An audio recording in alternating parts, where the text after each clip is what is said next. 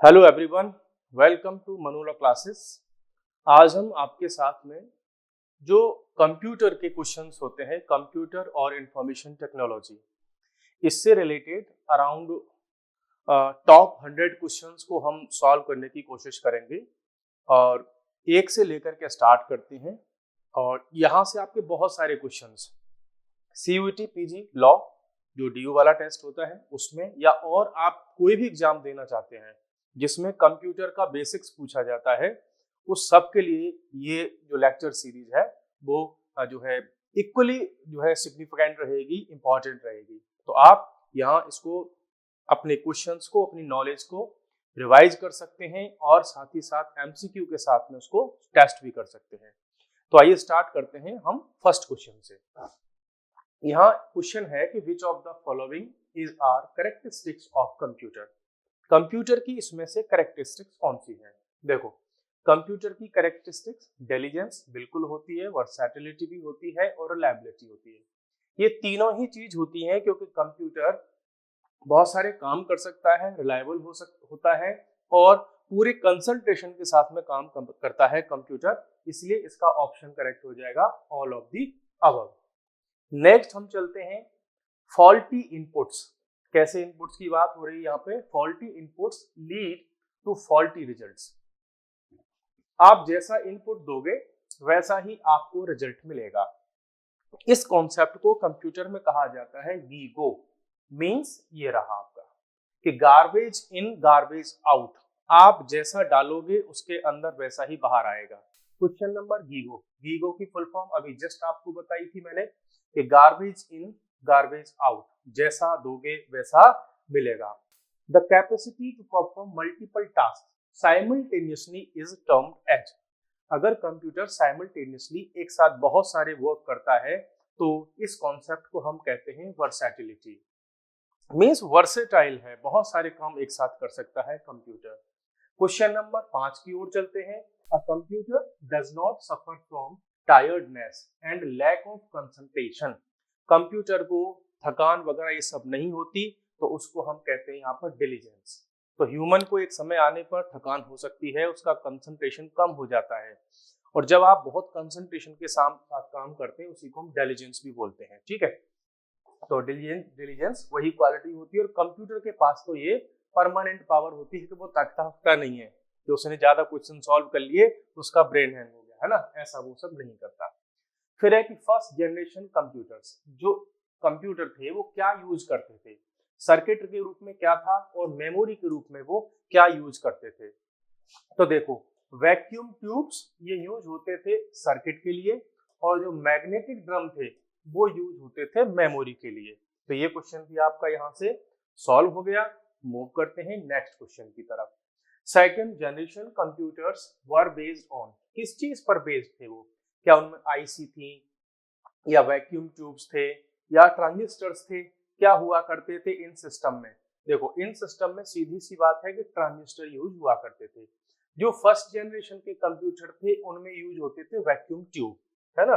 और जब third generation के कंप्यूटर आए तो उनमें यूज होना स्टार्ट हो गया आपका आईसी। तो फर्स्ट जनरेशन में वैक्यूम ट्यूब, सेकंड जनरेशन में ट्रांजिस्टर, और थर्ड जनरेशन में आपके यूज हो गई IC, that is integrated chips. ये स्टार्ट हो गई थी आपकी थर्ड जनरेशन में आते आते।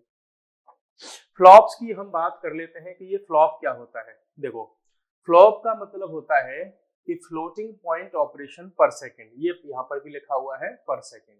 ठीक है, क्या है ये? It is the unit of measurement that calculates the performance capability of a super computer. जब हम सुपर कंप्यूटर की कैपेबिलिटीज को पढ़ते हैं, उसको चेक करते हैं कि सुपर कंप्यूटर कितना कैपेबल है, तो उसका हम मेजरमेंट करते हैं किसमें? फ्लॉप्स में। ठीक है, जैसे सपोज करो आप कहीं से मिल्क लेने गए, तो आप मिल्क लेने जाओगे तो ये देखोगे ना कितने लीटर है ये। तो वैसे ही सुपर कंप्यूटर को हम मेजर करते हैं उसकी पावर को फ्लॉप्स में। Which language was used to program second generation computers? Second generation computers जब आए तो इनकी प्रोग्रामिंग के लिए कौन सी लैंग्वेज यूज होती थी? तो ये थी आपकी असेंबली लैंग्वेज। ठीक है, ये बड़ा सिंपल सा क्वेश्चन है। नेक्स्ट क्वेश्चन देख लेते हैं। एडसेक ये फुल फॉर्म्स भी बहुत बार पूछी जाती हैं। क्या है ये फुल फॉर्म? देखो, एडसेक स्टैंड्स फॉर, एडसेक का मतलब होता है आपके लिए electronic delay storage automatic computer. ये टाइप के कंप्यूटर हुआ करते थे जब स्टार्टिंग में कंप्यूटर का डेवलपमेंट हो रहा था, तो उसी टाइप का ये कंप्यूटर की ये फुल फॉर्म है, कई बार जो है एग्जाम्स में पूछी गई है। नेक्स्ट आपके पास में है question number 11, instructions and data can be stored in the memory of computer for automatically directing the flow of operations. It is called as. इसको हम क्या कहते हैं? देखो, ये स्टोर्ड प्रोग्राम्स होते हैं कि प्रोग्राम को एक बार बनाया और कंप्यूटर पे स्टोर कर दिया। अब वो प्रोग्राम क्या करेगा? आपके लिए वो सारे काम करेगा, स्टोर हो जाएगा मेमोरी के कंप्यूटर में, ऑटोमेटिकली फिर वो काम करता है। जैसे आप देखते हैं ब्राउजर हो गया, जो आपके एप्लीकेशन सॉफ्टवेयर हो गए, एमएस वर्ड वगैरह हो गया, क्या है वो पहले से ही उसको स्टोर कर दिया जाता है, फिर वो काम करता है। नेक्स्ट है stored program concept was developed by. कौन था ये महान व्यक्ति जिसने डेवलप किया? तो ये वॉन न्यूमैन थे। इन्होंने इस स्टोर्ड प्रोग्राम के कॉन्सेप्ट को क्या किया था? डेवलप किया था। ठीक है। नेक्स्ट हमारे पास में क्वेश्चन है electronic discrete variable automatic component. ठीक है, एडवाइस ये was designed on the concept. किस कॉन्सेप्ट पर इसको डेवलप किया गया था? तो ये वही है जो अभी हमने ऊपर देखा कि स्टोर्ड प्रोग्राम हुआ करते थे, इसी के बेसिस पर हमने डेवलप किया था किसको? एडवाइस को। नेक्स्ट हमारे पास में क्वेश्चन क्या है देख लेते हैं। Which of the following was a small experimental machine based on Newman's stored program concept? ये कौन सी मशीन थी? तो ये इसको कहा गया था उस समय मैनचेस्टर मार्क 1 इसको कहा गया था, जब स्टार्टिंग में ये प्रोग्राम डेवलप हो रहे थे तब। कंप्यूटर की हिस्ट्री की अगर हम बात करें, बिकॉज जो मैनचेस्टर 1 है इसको उस समय क्या कहा गया था? बेबी और मैनचेस्टर बेबी कहा गया था इस कंप्यूटर को जब डेवलप हुआ था।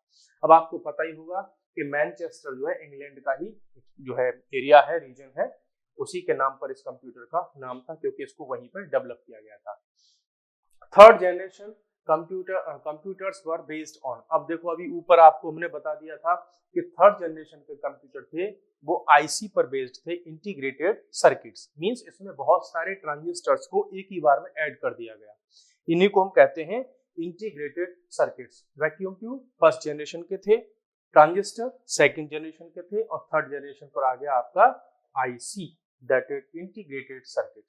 यूएलएसआई स्टैंड्स फॉर, इसकी फुल फॉर्म देख लीजिए आप। इसकी फुल फॉर्म बड़ी इजी है, अल्ट्रा लार्ज। यूएल का मतलब अल्ट्रा लार्ज और स्केल इंटीग्रेशन। ये जो आईसी है इंटीग्रेटेड सर्किट जिसको हम बोलते हैं, उसी की बहुत सारी डेवलपमेंट की स्टेजेस हैं। जैसे वीएलएसआई हो गया, वेरी लार्ज स्केल इंटीग्रेशन, तो उसी टाइप से ये भी क्या है? अल्ट्रा लार्ज स्केल वाला ये कॉन्सेप्ट है कि एक छोटी सी चिप पर बहुत कुछ ऐड कर दिया जाता है। ठीक है। Next, Which of the following is the fourth generation computer? इनमें से कौन सा फोर्थ जनरेशन कंप्यूटर है? देखो, इंटेल ने जब अपना कंप्यूटर बनाया था, ये 4004 इंटेल 4004, तो सबसे पहले जो माइक्रो कंप्यूटर बनना स्टार्ट हुए थे इंटेल ने बनाए थे, और उसका नाम ये था।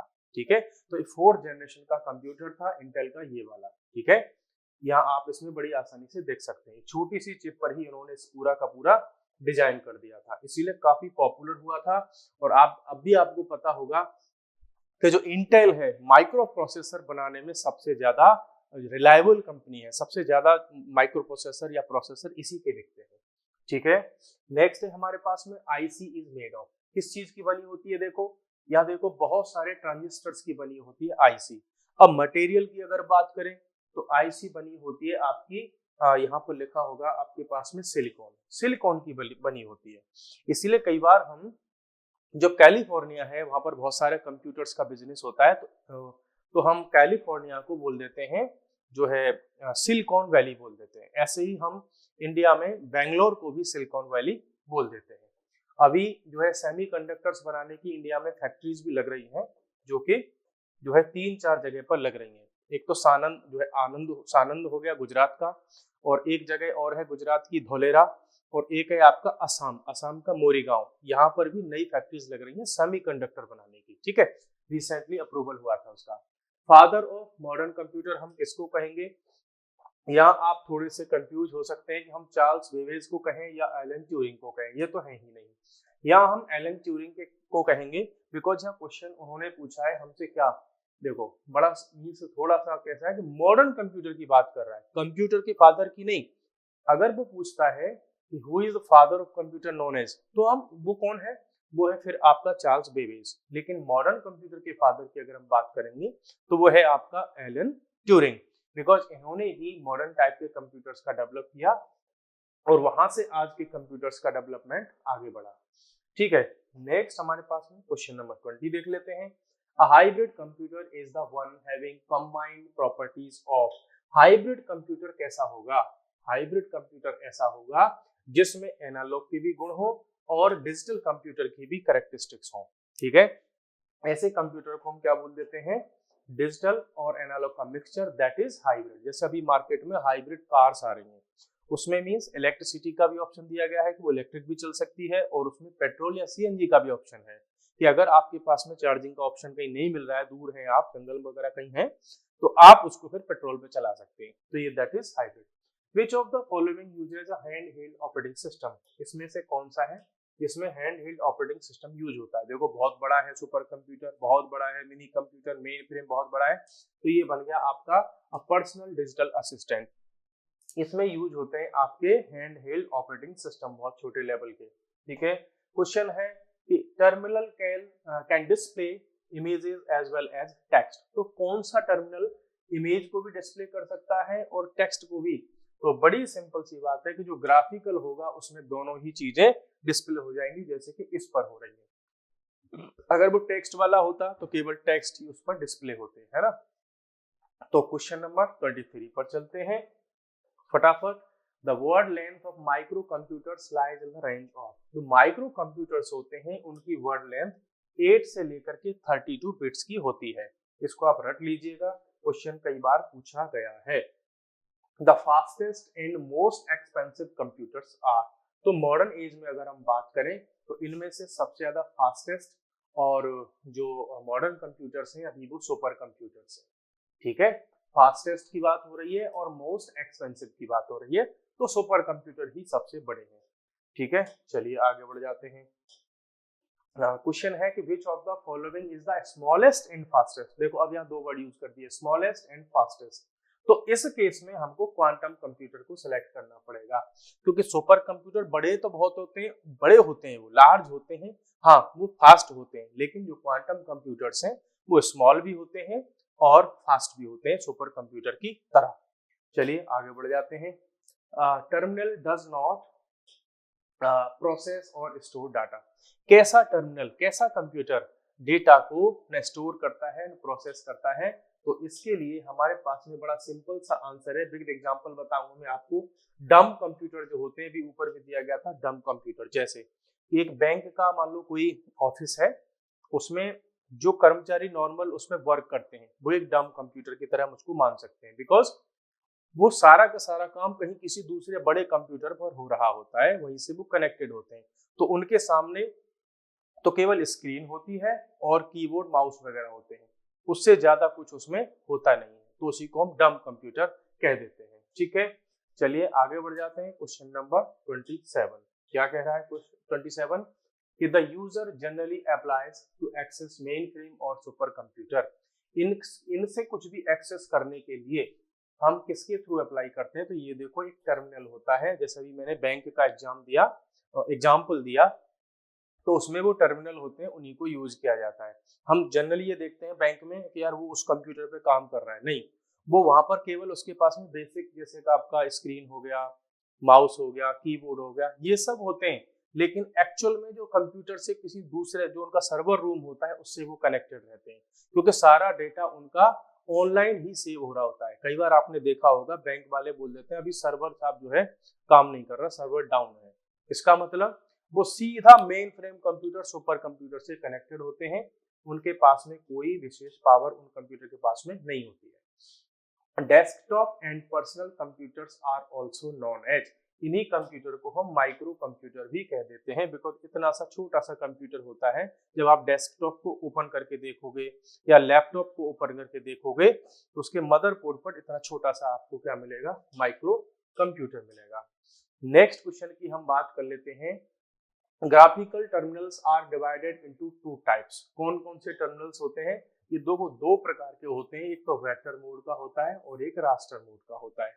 इसमें भी अगर आप थोड़ा सा डिटेल में जाओगे तो वहां पर आपको एक चीज मिलेगी, जैसे आप कई बार कोई इमेज आपने डाउनलोड कर ली, जब आप उसको जूम आउट करते हो या किसी और बड़ी स्क्रीन पर दिखाना चाहते हो तो कई बार क्या होता है, उसकी जो पिक्सेल्स होती है वो फट जाती है, तो वो इमेज जो होती है वो धुंधली हो जाती है। तो उसका कारण क्या है? उसका कारण है कि या वो वेक्टर या रास्टर मोड, उनमें से कोई एक होती है, उसके बेसिस पर ही क्या होता है, ये पूरा का पूरा डिफाइन होता है। जैसे मैं अगर आपके सामने बात करूं कि वेक्टर मोड में दे दिया कि an easy way to tell if an image is raster और vector is to increase its size. इसका साइज बढ़ा करके देख लो। If the image becomes blurred और पिक्सेलेटेड, अगर वो इमेज पिक्सेलेटेड हो रही है या जो है डम हो रही है वो, ठीक है, तो it's most likely raster file. तो वो धुंधली तभी होगी बिकॉज वो रास्टर फाइल है। अगर वो वेक्टर फाइल होगी तो आपको कितना भी बड़ा उसको करते जाइएगा, वो वहां पर क्या नहीं होगी, वो इमेज धुंधली नहीं होगी, आप लार्ज साइज में उसको यूज कर सकते हैं। तो ये कॉन्सेप्ट है आपका जो है वेक्टर और रास्टर फाइल का। विच language is use for artificial intelligence में आजकल जो है प्रोलोग नाम की एक लैंग्वेज है वो यूज होती है, जिसके थ्रू कंप्यूटर्स में कोडिंग वगैरह की जाती है, प्रोग्राम्स डेवलप किए जाते हैं, सॉफ्टवेयर डेवलप किए जाते हैं। अब जो हु कॉइंड, ये जो आर्टिफिशियल इंटेलिजेंस आजकल हम यूज कर रहे हैं बहुत ज्यादा, एआई, इसको, इस टर्म को किसने यूज किया था? तो ये जॉन मैकेर्थी थे, इन्होंने सबसे पहले जो है इस वर्ड को यूज किया था। आगे बढ़ जाते हैं। इज, यहाँ पर आपको ब्लैंक स्पेस फिल करना है। Is a computational mode based on the structure of biological neural networks. ठीक है, कंप्यूटर्स में ही जब हम एआई के बेसिस पर उनको डेवलप करते हैं तो उसमें न्यूरल नेटवर्क्स का एक कॉन्सेप्ट लगता है, तो उसको हम आर्टिफिशियल न्यूरल नेटवर्क ही बोलते हैं, जैसे कि ह्यूमन के ब्रेन में होता है। तो उसी के बेसिस पर ही हम जो वर्ल्ड है, जो साइंटिस्ट है, वो कंप्यूटर को डेवलप करने में लगे हुए हैं। A neural network in which the signal process passes in only one direction। तो ऐसे प्रोसेस को हम क्या कहेंगे, वो सिंगल डायरेक्शन से जब पास होता है तो उसको हम ये कह देते हैं कि feed forward neural network. Feed किया और उसको आगे बढ़ा दिया, उधर से लौट के नहीं आ रहा, तो उसको हम सिंगल डायरेक्शन वाला बोल देते हैं। फिर है आपका is an artificial neural network with multiple hidden layers between the input and output layers. तो जैसे ह्यूमन ब्रेन में बहुत सारी लेयर्स होती हैं, ऐसे ही आर्टिफिशियल इंटेलिजेंस में भी बहुत सारे लेयर्स का कॉन्सेप्ट है, और उसी को हम कह देते हैं डीप न्यूरल नेटवर्क। जैसे ह्यूमन के ब्रेन में बहुत सारा जो मींस कंप्यूटर का सिस्टम, जो जैसे ह्यूमन के ब्रेन में बहुत सारी लेयर्स वगैरह होती हैं, वो मींस एक डीप नेटवर्क की तरह काम करता है, वैसे ही कंप्यूटर का जो सीपीयू है उसमें भी प्रोग्रामिंग होती है, और हम बात करें सॉफ्टवेयर्स डेवलप किए जाते हैं तो उसमें भी वैसी ही लेयर्स का यूज किया जाता है। ठीक है, नेक्स्ट हम बात कर लेते हैं और question, the most famous recurrent neural network is. तो आर्टिफिशियल इंटेलिजेंस की दुनिया में सबसे ज्यादा यूज होने वाला मोस्ट फ्रीक्वेंट कौन सा है, इसको हम ये बोल देते हैं, ये रहा आपका हॉप फील्ड नेट, इसको बोल देते हैं वहां पर, इस यही टर्म वहां पर यूज होता है। इसको मैंने यहाँ पर एक्सप्लेन भी कर दिया है कि मशीन लर्निंग वगैरह में इसका क्या होता है, यूज होता है। नेक्स्ट हम बात कर लेते हैं which neural network allows feedback signal. तो कौन सा न्यूरल नेटवर्क आपको फीडबैक भी अलाउ करेगा? तो सीधा नाम से ही पता चल रहा है कि रिकरेंट न्यूरल नेटवर्क। ठीक है, फीड फॉरवर्ड तो वन साइडेड हो गया, ये हो ही नहीं सकता। रिकरेंट का आपका पता होगा कि बार बार जो है रिपीट होकर के आना। आपने 9th-10th में रिकरिंग नंबर्स पढ़े होंगे, उसी से आप रिलेट करके इसको देख सकते हो। ठीक है, मैथ जब आपने पढ़ी होगी तो वहां पर आपने रिकरिंग नंबर्स भी देखे होंगे। Which of the following is are application of neural network का कहाँ पर यूज होता है? देखो, इसका पैटर्न का रिकॉग्निशन करने में, मोबाइल की कंप्यूटिंग में, स्पीच रीडिंग में, लिप रीडिंग वगैरह, उस सब में इसका यूज होता है। तो आज जो हम जैसे बोल करके टाइपिंग करवा रहे हैं, ठीक है, लिप मैचिंग करवाते हैं, आर्टिफिशियल वीडियो जो बनाते हैं, डीप फेक वीडियो जो बनाते हैं, उन सब में इसका यूज होता है। नेक्स्ट क्वेश्चन की तरफ अपन मूव कर जाते हैं।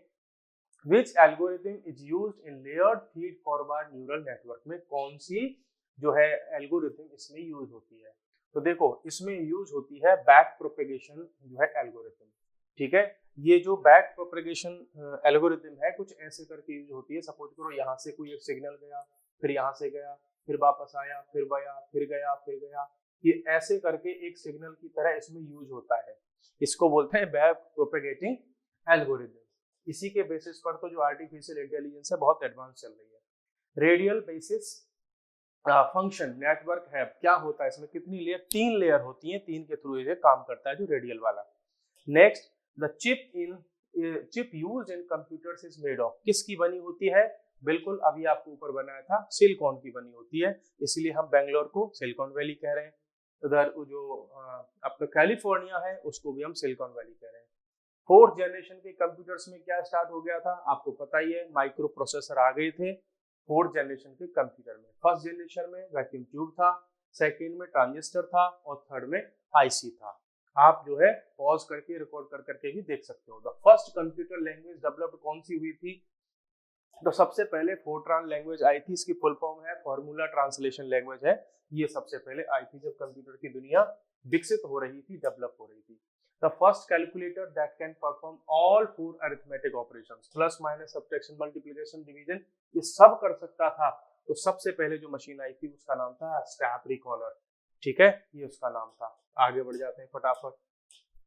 First computer spreadsheet programme was, आज हम स्प्रेडशीट देख लेते हैं, अपने कंप्यूटर्स पर काम करते हैं, तो सबसे पहले ये आई थी बेसिकाक आई थी, उस समय इसका नाम हुआ करता था। आज जो हम MS एक्सेल वगैरह ये सब यूज करते हैं तो बाद में पॉपुलर हुई, पहले ये चला करती थी, ठीक है। चलिए आगे बढ़ जाते हैं। विच of the following is an example for 4th generation language, का एग्जाम्पल कौन सा है, तो इसमें आपका पावर बिल्डर है, ये 4th जनरेशन लैंग्वेज है। और भी 4th जनरेशन लैंग्वेज हमको दिखती है, जैसे SQL हो गया, एक्सेस हो गया, फोकस हो गया, इन्फॉर्मिक्स हो गया, ये सब 4th जनरेशन की लैंग्वेज है। जैसे इसमें क्वेरीज चलाई जाती हैं, बड़े बड़े बैंकिंग के प्रोग्राम जो डेवलप करते हैं उसमें SQL का यूज किया जाता है, ठीक है। वहां पर बहुत ज्यादा आपका ये जो माउस वगैरह ये काम नहीं करते जब बड़े स्केल के कंप्यूटर पर काम होता है। VDU आपको पता ही होगा, विजुअल डिस्प्ले यूनिट, ये जो हमारी स्क्रीन है इसी को हम बोलेंगे विजुअल डिस्प्ले यूनिट। आगे बढ़ जाते हैं। Which language is directly understood by the computer without translation program, computer direct जिस लैंग्वेज को समझ लेता है उसको मशीन लैंग्वेज कह देंगे। बिकॉज मशीन क्या है, कंप्यूटर है, कंप्यूटर अपने आप में एक मशीन है, तो वो अपनी ही भाषा को तो समझेगा, मशीन लैंग्वेज को, ठीक है। Herman Hollerith developed a machine called, Herman Hollerith ने एक मशीन डेवलप की थी, उसका क्या नाम था, उसका नाम था टैबुलेटिंग मशीन। ये तब की बात है जब कंप्यूटर्स में डेवलपमेंट्स हो रहे थे, ठीक है। आज आगे बढ़ जाते हैं कि electronic delay storage automatic computer EDSAC, है ना, ये किसने डेवलप किया, तो ये जॉन न्यूमैन थे, जॉन वॉन न्यूमैन, इसने एडसैक डेवलप किया था। ऊपर भी हम पढ़ करके आए थे इसको कि एडसैक क्या होता है, ठीक है। तो जॉन वॉन न्यूमैन ने डेवलप किया EDSAC. Which register can interact with secondary memory, secondary memory के साथ में कौन सा रजिस्टर इंटरैक्ट कर सकता है, तो बड़ी सिंपल सी बात है कि मेमोरी एड्रेस रजिस्टर होता है। बिकॉज इसको किससे करना है कनेक्ट, मेमोरी से इसको करना है, जो है कनेक्ट करना है। तो एड्रेस, यहाँ जब हम एड्रेस की बात करते हैं रजिस्टर में, तो वो जो प्रोग्राम है, आपका डेटा है, आपकी कोई पिक्चर है, आपका कोई ऑडियो है, वीडियो है ना, उस सबका एक जो एड्रेस होता है उसी को हम बोल देते हैं उसका एड्रेस, और वो सेव होता है कहाँ पर, एड्रेस रजिस्टर में, और वो आता है कहाँ से, फिर मेमोरी से, इसलिए हम इसको मेमोरी एड्रेस रजिस्टर बोल देते हैं। नेक्स्ट हमारे पास में क्वेश्चन है, which flip flop is used to store data in registers, registers में जो डाटा स्टोर होता है वो कौन सा फ्लिप फ्लॉप उसमें यूज होता है, तो डी टाइप का फ्लिप फ्लॉप उसमें यूज होता है। इसमें भी बहुत सारे फ्लिप फ्लॉप होते हैं। फ्लिप फ्लॉप क्या है, 0 और 1, ठीक है, ये फ्लिप फ्लॉप है, ठीक है। अब इसमें भी कुछ टाइप्स होते हैं, तो आपको ये देख लीजिए कि जब डेटा स्टोरेज होता है तो उसमें डी टाइप का फ्लिप फ्लॉप यूज होता है। यहाँ कह रहा है कि ISP स्टैंड्स फॉर, ये आपको पता होगा कि इंस्ट्रक्शन सेट प्रोसेसर बोलते हैं इसको, ISP को, ठीक है। और एक और होता है इसका फुल फॉर्म, एक और होती है इस ISP की, इंटरनेट सर्विस प्रोवाइडर की, इसको हम बोलते हैं, ये भी इसकी एक फुल फॉर्म है, क्या है, इंटरनेट सर्विस प्रोवाइडर, ठीक है। चलिए आगे बढ़ जाते हैं। In a computer system the decoded instruction is stored in, जब कंप्यूटर की इंस्ट्रक्शन डिकोड होती है तो वो कहाँ पर सेव होती है, तो भैया सिंपल सी बात है कि वो इंस्ट्रक्शन रजिस्टर में ही सेव होंगी। बिकॉज क्या है उसमें, इंस्ट्रक्शंस हैं उसमें, तो रजिस्टर भी कई सारे टाइप्स के होते हैं सीपीयू के अंदर, वो इंस्ट्रक्शंस को कहाँ स्टोर करेगा, इंस्ट्रक्शन रजिस्टर में ही जो है इसको स्टोर करेगा। ठीक है, नेक्स्ट हम बात कर लेते हैं, which is not an integral part of computer, का इंटीग्रल पार्ट नहीं है। सीपीयू के बिना कोई मतलब नहीं है, मॉनिटर हो गया और माउस हो गया, ये सब इंटीग्रल पार्ट है। आपके पास अगर यूपीएस नहीं है फिर भी आपका कंप्यूटर चल सकता है, तो उसका इंटीग्रल पार्ट ये नहीं है। ठीक है, चलिए आगे बढ़ जाते हैं हम। The most frequently use instructions of a computer program are likely to be face from. Most frequently की बात कर रहा है, आप कंप्यूटर में बहुत सारे काम करते हैं, कुछ वर्क ऐसे होते हैं जो बार बार रिपीट होते हैं, तो उनको क्या करता है कंप्यूटर, जो सीपीयू है वो कैश मेमोरी में स्टोर कर लेता है इनको। ठीक है, कैश मेमोरी में, और क्या करेगा वहीं से उनको यूज करता रहेगा, मींस बार बार फिर उसको हार्ड डिस्क में नहीं जाना पड़ेगा। ठीक है, तो उससे उसका काम क्या हो जाता है, फिर आसान हो जाता है। ठीक है, इसीलिए उसको हम कहते हैं कैश मेमोरी, मींस एक छोटी मेमोरी होती है जो बार बार यूज होने वाली चीजों को उस जगह रख लेता है वो, और फिर वहीं से यूज करता रहता है। ठीक है, चलिए सब आगे बढ़ जाते हैं। The primary aim of computer process is to convert the data into, data को इंफॉर्मेशन में कन्वर्ट करना ही कंप्यूटर का मेन फंक्शन है। The main circuit board of the system unit is, क्या है मेन सर्किट बोर्ड, मदरबोर्ड को ही हम उसका मेन सर्किट बोर्ड भी कह देते हैं। ठीक है, उस पर सब कुछ कनेक्टेड रहता है, आपका रैम हो गया, सीपीयू हो गया, सीमॉस हो गया। ठीक है, उसमें पूरा आपका बायोस सिस्टम होता है, सब उसी में कनेक्टेड होता है।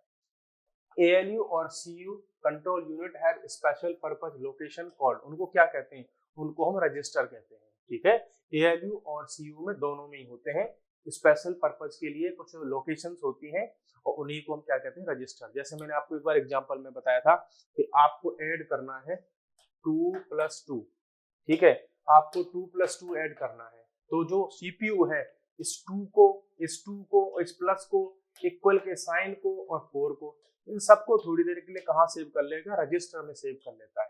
ठीक है, बहुत छोटी मेमोरी होती है लेकिन बहुत फास्ट मेमोरी होती है। ठीक है, आगे बढ़ते हैं। The communication line between CPU memory and peripherals, peripheral बाहर की डिवाइसेस होती है, जैसे आपकी प्रिंटर हो गया, माउस हो गया, कीबोर्ड हो गया, तो इनके बीच में जो कनेक्टिविटी प्रोवाइड कराती है वो कराती है बस, है ना। जैसे आपने नाम सुना होगा यूनिवर्सल सीरियल बस, वो इसी का नाम है। A communication system that transfers data between the components inside a computer और between computers, तो उसको हम भी क्या कहेंगे, उसको भी हम बस कहेंगे। इनसाइड कराए या आउटसाइड कराए, है तो वो बस। ठीक है, जैसे बस सवारियों को इधर से उधर लेकर के जाती है, पैसेंजर्स को, तो ऐसे ही कंप्यूटर के अंदर जो डेटा है वो क्या है, वो भी अपने आप में पैसेंजर है, और उसको इधर से उधर मूव कराने का काम करती है कौन, बस। Which bus connects all the internal components of a computer such as CPU and memory to the main board। तो ये कौन सी होगी, अंदर ही अंदर की बात कर रहा है तो मींस इंटरनल बस हो गई। पेरिफेरल्स की अगर वो बात कर देगा तो वो एक्सटर्नल बस हो गई। बस connects computer with peripheral devices, इसको हम एक्सटर्नल बस बोल देंगे। ठीक है, बाहर वालों से कनेक्ट कर रही है, जैसे कि आप कई बार यूज कर लेते हो पेन ड्राइव वगैरह, या अपने मोबाइल को कनेक्ट कर लेते हो ये केबल के थ्रू, है ना, जो डाटा केबल होती है वो एक्सटर्नल बस के थ्रू होता है। एक्सटर्नल बस इज ऑल्सो रेफर टू, उसको क्या करेंगे, सिस्टम बस, मेमोरी बस, या जो है एक्सपेंशन बस। तो उस बस को हम क्या बोल देते हैं, कौन सी बस है, एक्सटर्नल बस, उसको हम एक्सपेंशन बस, एक्सटर्नल और एक्सपेंशन मींस बढ़ाते जाओ। आजकल तो यूएसबी के ऐसे पोर्ट भी आ रहे हैं कि आपने उसको अपने कंप्यूटर से कनेक्ट कर दिया इधर, अब उसमें से बहुत सारे पोर्ट बने होते हैं, यहाँ पर कितनी सारी डिवाइस उससे कनेक्ट कर लो, है ना। ये उसी एक्सपेंशन की बात कर रहा है। यूएसबी में एक केबल लगा करके बहुत सारे यूएसबी हब आता है, उसमें बहुत सारे यूएसबी डिवाइसेस क्या हो जाती है, कनेक्ट हो जाती है। आगे बढ़ जाते हैं। The compute command to access the memory और input output devices carried by, कौन इसको कैरी करता है, जो इनपुट आउटपुट की जितनी भी कमांड होंगी। तो देखो कमांड का सीधा मतलब होता है कंट्रोल करने से। जैसे आर्मी में जिस आदमी के पास में, जिस ऑफिसर के पास में कमांडिंग पावर होती है, वही अपने सबऑर्डिनेट्स को सबको कंट्रोल करता है। तो मींस कौन कंट्रोल करेगा, कंट्रोल बस उसको क्या करेगी, कंट्रोल करेगी। ठीक है, और देख लेते हैं next question. A computer bus that is used to specify a physical address, ऐसी बस जो फिजिकल एड्रेस को बताए उसको हम एड्रेस बस कहते हैं। ठीक है, एड्रेस की जब भी बात करेगी तो हम उसको एड्रेस बस ही कहेंगे। A bus that transfers data from one component to another or between the computer is called data bus. ठीक है, क्या ट्रांसफर कर रही है? डेटा को ट्रांसफर कर रही है, तो इसको हम डेटा बस ही कहेंगे। नेक्स्ट देखो, आप इतनी थोड़ी सी देर में हमने 66 क्वेश्चंस जो है कंप्लीट कर लिए। रिस्क स्टैंड फॉर क्या है? ये रिस्क, रिस्क का मतलब है यहाँ पर आपका रिड्यूस्ड इंस्ट्रक्शन सेट कंप्यूटर। जब सीपीयू डिजाइन होते हैं, ये उस समय यूज होने वाली एक जो है टेक्निक है, ठीक है, तो इसका नाम है रिड्यूस्ड इंस्ट्रक्शन सेट कंप्यूटर। इसी में एक और मेथड हुआ करता था CISC, ठीक है, यहाँ पर ये वर्ड हो जाएगा कॉम्प्लेक्स। अगर वो सिस्क पूछ ले तो इसको कॉम्प्लेक्स कर दो, और आर पूछ ले तो इसको रिड्यूस्ड कर दो, ठीक है। चलिए आगे बढ़ जाते हैं। is a register for short-term intermediate storage of arithmetic and logic data in a computer's CPU। कौन है? तो ये एक्यूमुलेटर नाम का एक रजिस्टर होता है, वो सब इन सारी चीजों को क्या करता है, वहां पर एक्यूमुलेट करता रहता है। जैसे अभी आपको मैंने एग्जांपल दिया था कि 2 + 2 करेंगे, इन सबको एक्यूमुलेट कर लेता है ये वाला रजिस्टर। रजिस्टर्स के भी बहुत सारे टाइप्स होते हैं, उधर हम डिटेल में यहाँ पे नहीं जाएंगे। 69 is a group of commands for a CPU in machine language। कौन है भाई? ये कमांड का काम करता है, तो कमांड का काम कौन करेगा? इंस्ट्रक्शंस सेट करेगा हमेशा, ठीक है। इंस्ट्रक्शंस मींस आदेश की तरह काम कर रही है। आपने इंस्ट्रक्शन दी उसको कि 2 + 3 को ऐड करके दिखाओ मेरे को उस पे कैलकुलेटर पे, तो वो क्या हो गई? इंस्ट्रक्शन हो गई, ठीक है। आपने उसमें कोई डेटा सेव कर दिया, वो क्या हो गई? वो केवल एक इंफॉर्मेशन का सेट हो गई, ठीक है। जैसे आपने क्या किया, अपने कंप्यूटर में एक वीडियो को सेव कर दिया, ठीक है, जो आपने सेव करने की कमांड दी वो इंस्ट्रक्शन थी, ठीक है, और आपके वीडियो में जो कुछ भी है वो आपके लिए इंफॉर्मेशन है। बड़ा सिंपल सा कॉन्सेप्ट है। चलिए आगे बढ़ जाते हैं। Von Neumann architecture is a, computer के भी उसमें दुनिया में आर्किटेक्चर होते हैं कि भाई ये वाला कंप्यूटर कौन से आर्किटेक्चर पर, कौन सी डिजाइन पर बना हुआ है। तो वॉन न्यूमैन का जो आर्किटेक्चर था वो सिंगल इंस्ट्रक्शन सिंगल डेटा का था, ठीक है, क्योंकि उसी समय की बात हो रही है जब वो डेवलप हो रहे थे। आगे बढ़ जाते हैं। Who is the father of computer. अब पलट करके क्वेश्चन आ गया। अब केवल फादर पूछा है तो हम क्या बताएंगे? चार्ल्स बेबेज बताएंगे। अगर वो पूछता कि मॉडर्न कंप्यूटर का फादर, तो हम कहते उसमें एलन ट्यूरिंग को कह देते। आगे बढ़ जाते हैं। विच of the following is the correct abbreviation of computer. Computer का करेक्ट एब्रिविएशन, हालांकि वैसे तो कोई है नहीं लेकिन फिर भी इसको यूज किया जाता है। Commonly operated machines used in technical और एजुकेशनल रिसर्च में, ठीक है। तो ये कंप्यूटर की फुल फॉर्म हो गई, कई बार पूछी जाती है, इससे आप इसको सॉल्व कर सकते हैं। 73 पर चलते हैं भाई कि which of the following is the correct definition of computer. कौन सी है? कंप्यूटर इज अ मशीन और device that can be programmed to perform arithmetical और लॉजिक ऑपरेशन सीक्वेंसेस ऑटोमेटिकली, बिल्कुल करेक्ट है। Computer understands only binary language which is written in the form of 0 and 1, बिल्कुल correct है। Computer is a programmable electronic device that stores, retrieves, processes data, ये भी correct है। तो all of the correct हमारा हो गया यहाँ पर, ठीक है। तो कंप्यूटर ये सारे के सारे काम करता है। आइए question number 74, what is the full form of CPU? Central processing unit, सबको पता है। विच of the following language does the computer understand? कौन सी लैंग्वेज समझेगा कंप्यूटर? तो बड़ी सिंपल सी बात है भैया कि कंप्यूटर अंडरस्टैंड्स ओनली, यहाँ पर अगर इनमें से हम किसी की बात करेंगे तो कंप्यूटर अंडरस्टैंड्स कैसी लैंग्वेज समझेगा? Binary language. बाइनरी पता होगा आपका 0 और 1 होता है। कई बार वो ऐसे क्वेश्चन पूछ लेता है कि बाइनरी लैंग्वेज का बेस कितना होता है, तो बेस 2 बता देना। क्यों? क्योंकि उसमें ये 2 ही तरह की तो डिजिट होती है ना। चलिए आगे बढ़ जाते हैं। Question number 76, which of the following computer language is written in binary codes only? कौन सी लैंग्वेज को बाइनरी कोड में लिखा जाएगा? पास्कल, बिल्कुल नहीं। मशीन लैंग्वेज, हाँ, C++, इसमें हमने भी प्रोग्रामिंग की है, तो वो मशीन लैंग्वेज में नहीं लिखी जाती। ये मशीन लैंग्वेज जो लिखी जाती है वो बाइनरी लैंग्वेज में लिखी जाती है, ठीक है, उसकी कोडिंग होती है। चलिए, विच of the following is the brain of the computer? इसमें से किसको हम कंप्यूटर का ब्रेन कहते हैं? बड़ा सिंपल सा आंसर है आपके पास में, सेंट्रल प्रोसेसिंग यूनिट, इसी को हम सीपीयू कहते हैं, ठीक है। Arrangement of data in a pre determined sequence is called.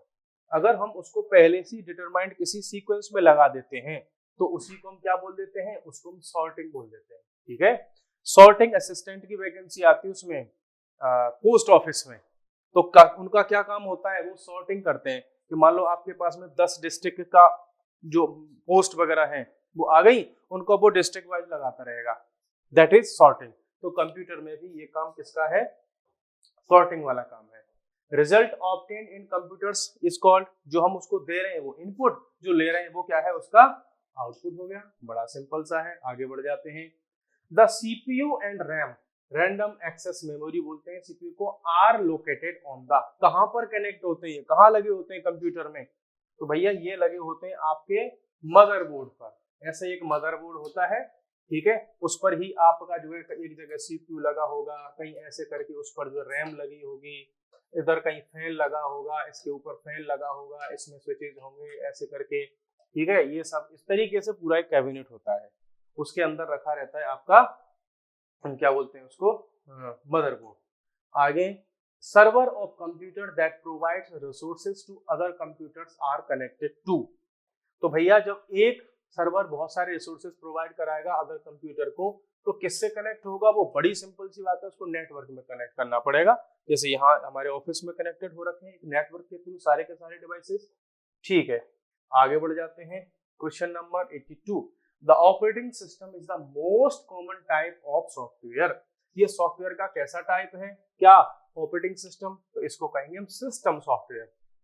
जब हम सॉफ्टवेयर के टाइप की बात करते हैं, तो जैसे ऑपरेटिंग सिस्टम, ये कैसा हो गया, सिस्टम सॉफ्टवेयर।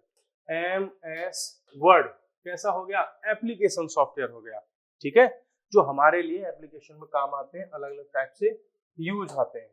फिर है विच of the following is not a computer language, इनमें से कौन सी नहीं है, बेसिक बिल्कुल है, पास्कल बिल्कुल है, फोर्ट्रॉन बिल्कुल है, टैली एक सॉफ्टवेयर लैंग्वेज नहीं है।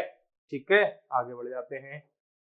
The full form of WW सबको पता होगा, वर्ल्ड वाइड वेब, इसकी क्या होती है, फुल फॉर्म होती है ये वाली, वर्ल्ड वाइड वेब। आगे बढ़ जाते हैं। The capacity of modem is expressed in terms of, हम मॉडेम की जो कैपेसिटी होती है उसको कैसे मेजर करते हैं, तो हम उसको करते हैं बिट्स पर सेकेंड, कि कितना डेटा पर सेकेंड वो ट्रांसफर कर सकता है उसको, मॉडेम को। मॉडेम जो होता है उसके दो काम होते हैं, मॉडेम के दो काम होते हैं इसके, मॉड्यूलेशन एंड डीमॉड्यूलेशन। जब कोई डेटा कंप्यूटर की तरफ आता है तो उसको कंप्यूटर जिसको समझ सके उसमें कन्वर्ट कर देता है, जब कंप्यूटर से बाहर जाता है तो उसको उस फॉर्म में कन्वर्ट कर देता है कि जो वहां से उस रास्ते से जा सके। ठीक है, ये काम होता है किसका, मॉडेम का। आजकल तो मॉडेम सारे कंप्यूटर्स में इनबिल्ट आते हैं, पहले बाहर से परचेज करने होते थे। Which is not the application software, कौन सा नहीं है, वर्ड प्रोसेसिंग बिल्कुल एप्लीकेशन है, वेब ब्राउजर, स्प्रेडशीट, ये थंब ड्राइव जो है, क्या है ये थंब ड्राइव, ये थंब ड्राइव और कुछ नहीं, पेन ड्राइव को ही थंब ड्राइव भी कह दिया जाता है। ठीक है, आगे बढ़ जाते हैं। Question number 87, as per classification which can not be called computer, किसको कंप्यूटर नहीं कह सकते हम, वर्क स्टेशन बिल्कुल होते हैं, मिनी कंप्यूटर होते हैं, मेन फ्रेम होते हैं, उबंटू कोई कंप्यूटर नहीं है बल्कि एक ऑपरेटिंग सिस्टम है, उबंटू। ठीक है, आगे बढ़ जाते हैं। द एक्रोनिम HTML सबको पता होगा, हाइपर टेक्स्ट मार्कअप लैंग्वेज होती है, इसमें जो वेब पेजेस होते हैं वो डेवलप किए जाते हैं, जो इंटरनेट पर हम जो कुछ भी यूज करते हैं। हु इन्वेंटेड कंप्यूटर, फिर से बात हमारे पास हुई, चार्ल्स बेबेज। अगर वो कहता कि who is the father of modern computers, तो हम एलन ट्यूरिंग को मानते हैं वहां पर। Which of the following can be used to select document, सबको पता है, कंट्रोल A यूज करते हैं सिलेक्ट करने के लिए, ठीक है, और कंट्रोल S सेव करने के लिए यूज करते हैं, बाकी इसमें बहुत सारे ये हैं। ऑल्ट के साथ अगर F4 होता तो हम उसको ऑफ करने के लिए यूज करते हैं। ठीक है, आगे बढ़ जाते हैं। Programming that actually controls the path of signals और data within computers is called, जो कंप्यूटर के अंदर सिग्नल और डेटा का रास्ता तय करता है, बताता है कि भैया कौन कहां से जाएगा, उसको हम क्या कहेंगे, माइक्रो प्रोग्रामिंग उसको हम कहते हैं। तो कंप्यूटर का जब मदरबोर्ड वगैरह मींस जब उसका प्रोसेसर वगैरह सब डिजाइन कर रहे होते हैं, उस समय डिजाइन होती है उसकी माइक्रो प्रोग्रामिंग। ठीक है, और जिन कंप्यूटर्स की माइक्रो प्रोग्रामिंग अच्छी होती है वो अच्छी स्पीड पे काम भी करते हैं, तो इसीलिए जो लेटेस्ट जनरेशन के कंप्यूटर्स हैं उनमें माइक्रो प्रोग्रामिंग है वो बहुत अच्छी हो रखी है। चलिए नेक्स्ट क्वेश्चन है हमारे पास, सिस्क, ये अभी ऊपर भी हमने बताया था क्या है, कॉम्प्लेक्स इंफॉर्मेशन सेट कंप्यूटर, ना ये हो गया कॉम्प्लेक्स इंस्ट्रक्शंस। इंफॉर्मेशन की जगह हम इसको कहाँ क्या यूज करेंगे, इंस्ट्रक्शंस की बात करेंगे।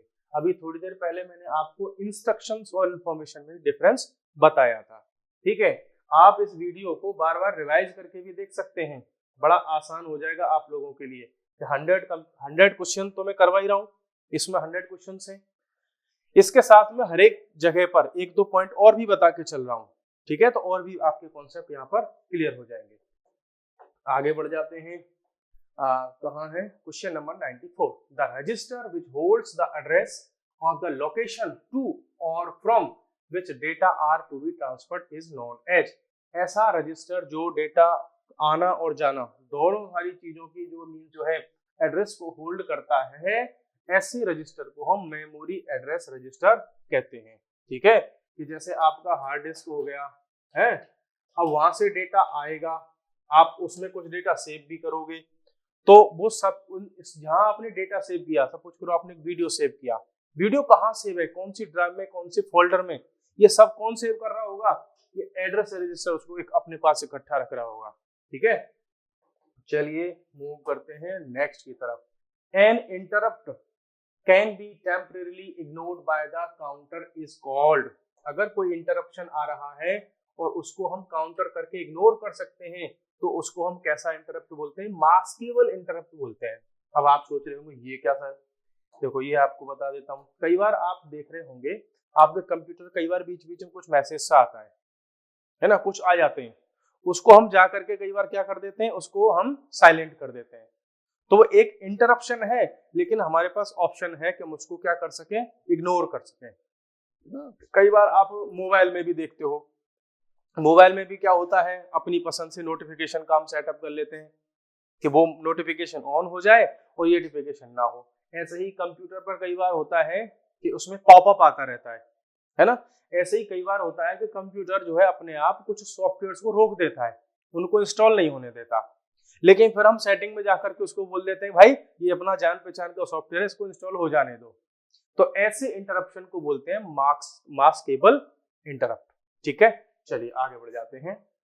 The computer performs all mathematical and logical operations inside it's. कहाँ उनको करता है भाई, बिल्कुल सीधी सी बात है कि उनको सेंट्रल प्रोसेसिंग यूनिट में ही करता है। सारे के सारे जो जितने भी एग्जीक्यूशन होते हैं वो सीपीयू में ही होते हैं।